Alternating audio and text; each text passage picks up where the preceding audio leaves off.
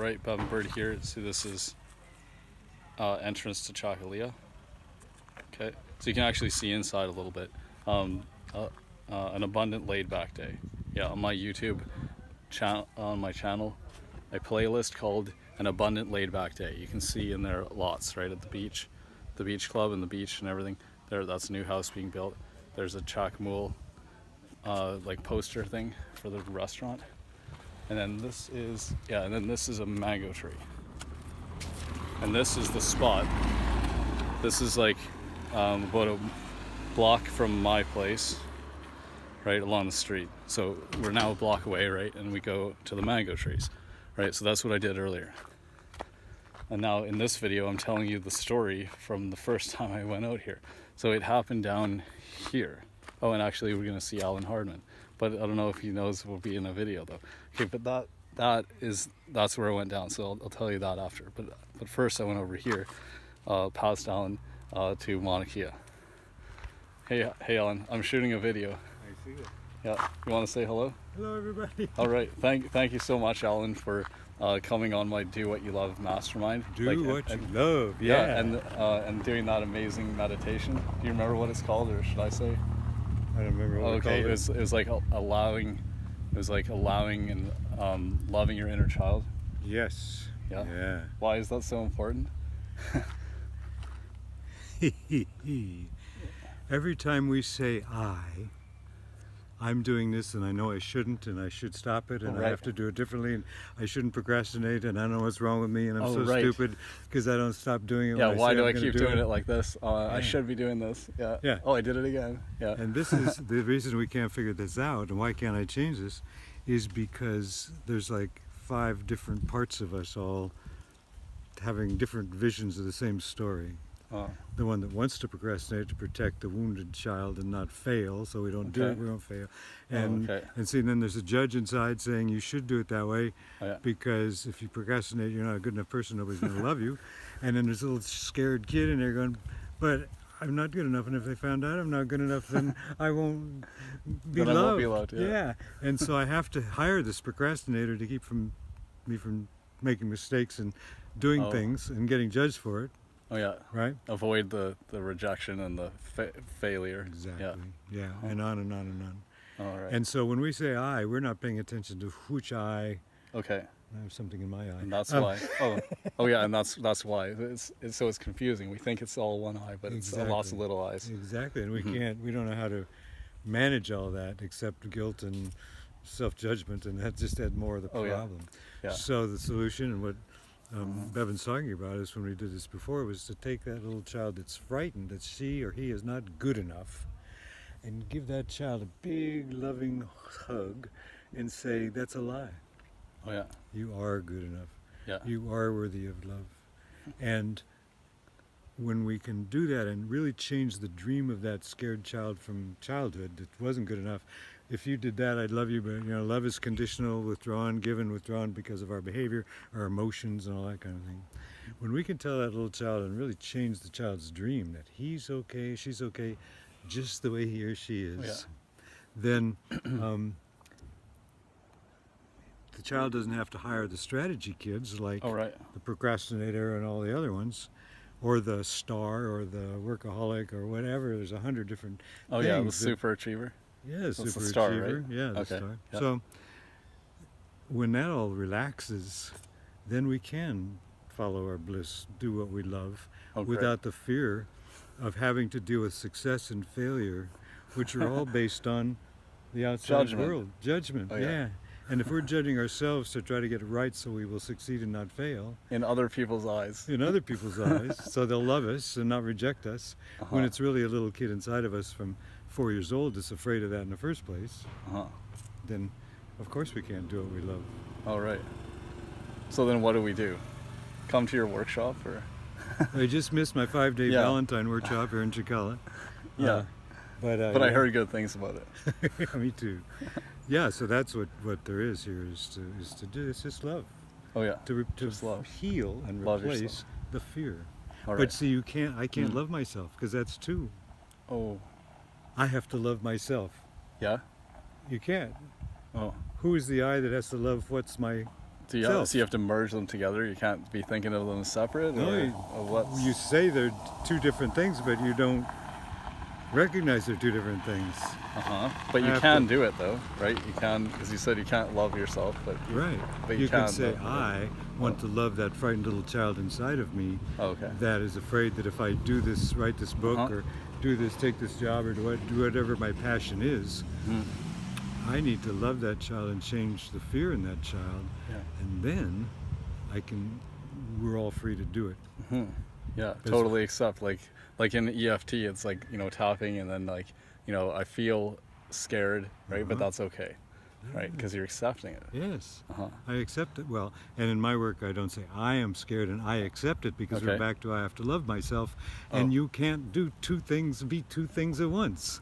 Oh, okay. Huh? That's the confusing. That's the confusion that everybody gets into. That's what mixes us up. Okay. You don't pay attention to the language, or we language in a way that we can't do what we say we should do.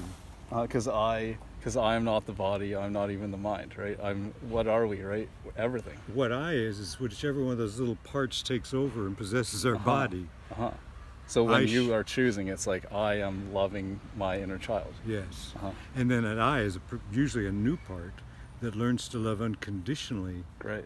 which we don't have, because we were loved conditionally when we were brought up about love. So I introduce that to people as a cosmic kind of reality. And then the spiritual warrior says, I will love this child. And I give people teddy bears. All right. And they hug them. It's an external thing. I am going to love this child and change that old dream of this child of fear and getting it wrong and being abandoned and rejected and not good enough. Yeah. I am going to change that dream in this child from the past, who's frozen in time inside of me like a little kid, Oh yeah. acting out, and hiring all these other ones to try to get it okay in the world. Whether it's we said name some, there's also a seducer and a comic clown. Hey, everybody, look at me, I'm great, but don't look too close, because you'll see I'm faking it and scared to death in the background. Oh yeah, and a bully. Or a bully pushing people away. Yeah. Or a wallflower sitting in the corner, quiet. Doesn't try to. Don't blend in. Yeah, don't mix. Don't stand out. Yeah, if people find out who you are, they're going to reject you. Oh yeah. There's another one. Oh, Daredevil, like taking all these crazy risks, get people's attention and love. Yeah. Wow, you're so amazing. I would never do that. Well. Yeah, risking a lot. Yeah. Oh, there's 100 probably. I mean. All right. Strategy children. Strategy children, and the human personality is whichever strategy person in that human has taken over the body in that moment. All right. The movies where the alien comes down and learned a little bit about humans, and so the alien takes over a human body, but doesn't really know hasn't refined it yet. So he says, "Take me to hamburger. I want hamburger." And he's trying to learn to use the body and speak the language. Right. And like if he had 3 fingers, and then so he's moving the hand as if there's only 3 fingers. Right. And that's what we're like when we're changing personalities all the time. Oh, yeah. And by the environment, those personalities come when we and get go, triggered. Triggered by the environment. All right. If there's danger, if there's love, if somebody's saying, "Wow, you are one amazing teacher, my friend. You are man, you got it nailed. These people are all applauding you, loving you for what you share." You see, and then that child when it brings up that hubris. I'm the star. And then it turns right around and said, then nobody shows up for your video or whatever, and now you feel devastated. Yeah, when you dumps. But see, you don't feel devastated. You don't. That one does. The victim child is the victim. The judge saying, "You screwed it up," is devastated. And each of their roles. Yes. So like the celebrity that was getting all proud, it's not that same one that then feels sad. It's the one that always feels sad. That's the one that comes up. There's a movie about these different emotions, like a Pixar movie or something, where they have each character. It's animated, right? Is that Inside Out? That one? Maybe. Or there's a new one I think people tell me about called Coco. I saw it. Inside Out, so they have a console and there's all the marbles. I don't remember what it's called, but there's all these marbles, and each one is an emotion. It's like a memory, and then they have these characters, and each character is an emotion. And so that person is sad, and this one's angry, right? And so that's how they always are. That reminded me of these. Yeah, and that's it's made of it's Oh, yeah. the best reflection of what's going on inside of us because we're all that. And every time we say, I know I shouldn't, but I do, and I got to stop, and all that, that's different little Okay. inner child characters taking over Okay. and possessing us. I shouldn't drink too much. Oh yeah. And so then And I should have more fun too. I should let loose. Yeah. And so it's that's the inner judge looking at the outside world and saying, here's how what we have to do to get our needs met from the outside world for love. All right. Because we've never figured out how to get it like from our parents, because that was all conditional. So we have to do manipulation to get it. Yes. So what are we going to be? What are we going to do? Well, the judge looks out there and goes, they're judging you for how you dress. Yeah. Well, and Dress then he better. tells the little kid, you have to dress better. Right? And so then the little kid gets scared and says, so if I don't dress better, then nobody's going to love me. Or I have to make good videos, or I have to write that book that I've Right. been putting off, or I have to do whatever it is. But then there's fear. What if it fails? Yeah. And so then procrastination, all these other, I'll just have a drink, I'll just, go outside, Oh I'll yeah. chase women, whatever it is. Mm-hmm. Totally. And that soothes the child for a little bit, but then the judge is right there saying, no. Yeah, and then you start feeling guilty for taking that time off, for relaxing, for procrastinating, right? And then you're like, oh. But who is it that's feeling guilty? See, that's the important Well, that's the victim child again. Yeah. Yeah. The victim child who really, with the core of the victim child, is the need for unconditional love. That's that emptiness that we all have from childhood. Okay. Because unconditional love is the food of a child. But all the love we get most of the love we get is conditional. Oh, It's important to have a dog then, because they love unconditionally. Yes, better than kids, better than parents. Yeah.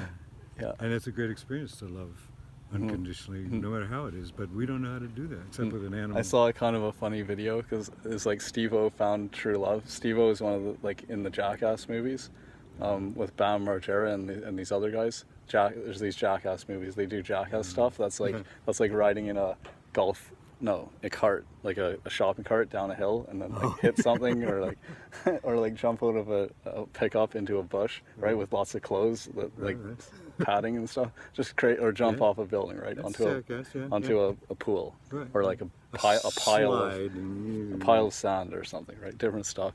Yeah. Also, the really funny one is chicken. Like raw chicken in your jock strap, and like go across like a rope that goes over an alligator pit, so the alligators jump up to get the chicken, right? And then so you have to face your fear. Yeah. Or I think something. Steve-O might have done that, and I won't talk about some other ones because there's potty humor, right? But anyway, Steve-O found a dog, and he was trying to feed these street dogs. It might have been in Mexico, it could have been. Right, but he tried to, and it didn't work for quite a while. And then one wanted to be fed, and then that dog told other dogs that it was cool, and like it brought a bunch of friends and stuff.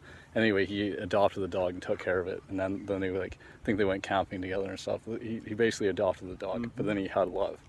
Yeah, that's a lot of people do that with animals or with children. I mean, children, little infants know how to love us unconditionally. See, All right. We look into a little baby's eyes, and there's nothing coming out of those eyes but pure unconditional love. They're not going, where'd you get the outfit? Or God, bad hair day. They're just love. they're channels for the love that this universe is. Right. Yeah. And when they look away, and we're like feeding on this channel of love, and when they look away, we go blah, blah, blah, blah, and try to get them back. Oh, right. Because we feed on that kind of love. All right. And then the first thing we do is tell them they're bad and wrong and shouldn't have done what they did and get out of here and don't bother me. Get out of the way of the TV kid and don't get in the kitchen when I'm cooking because no, don't stop and all that stuff. Yeah. And don't cry and don't laugh and everything's too loud, or you wipe that pouty face off or go to your room. And that's when the fear starts. And that flow of life's love coming out of us is destroyed, and we have to deal with whatever we have to deal with. Hold on. So anyway, that's the story, and the cure for all this frantic searching for love and meeting conditions, because then we meet conditions in adult relationships. Yeah, and it might even not even show up as looking for love. It might be whatever you're looking for in life, Approval, because that money. thing will get you something, or like you want this, and you know, how will that make you feel? We're probably doing it to get something, and it all comes down to the same thing. Yes, it all comes down to proving that we're good enough. So a strategy child might be the star, you know, be the captain and everything, and if that doesn't work well enough, then there's another set of strategy kids that can pretend it's not happening. You know, they just laugh it off and just carry on and don't worry about it. They just kind of deny that's happening. And then the next level is, I can't deny it anymore, so I have to numb it out. And that's what addictions are, is numbing out that fear that I'm not good enough and I can't figure out how to get it right. How to meet the conditions of a world that I need unconditional love for when I can't do that. All right. Hello. Hello, David. End of story. All right. Well, we'll just do a wrap up thing then. Oh. Like so. So thank you so much for your time. Oh. Might as well make it into one of the interviews, I guess. Then I don't have to work another week, right? It's one per week. Yeah. So I'm happy to help. Thank you. So That's my where story. do people find out more about your work? Oh, thank you. Joydancer.com. Joy Dancer. Where we're dancing in joy with life. Yeah, that's a beautiful thing. And you have that here. I have the Joy Dancer. I'm wearing the Joy Dancer in the sunshine here. Gold Joy Dancer. I don't know if I can see it, but anyway, trying. Hitting it. Yeah. And is there anything that you can give to our watchers, our listeners or viewers for free as a gift? Sure, I can. All right. If they subscribe to my newsletter, they'll get some really great audios and stuff. And right now I can tell you that you can never be good enough by working hard and trying to prove you're good enough. Or being more than you are. You can only be good enough when you accept that you're perfect exactly the way you are right now. Oh yeah. Thank you. Thank you very much. My pleasure. All right. Thanks for asking. Okay, I'm going to continue my thing in another video. It makes it easier. Thanks very much. Good to see you. Yeah, you too. Thanks.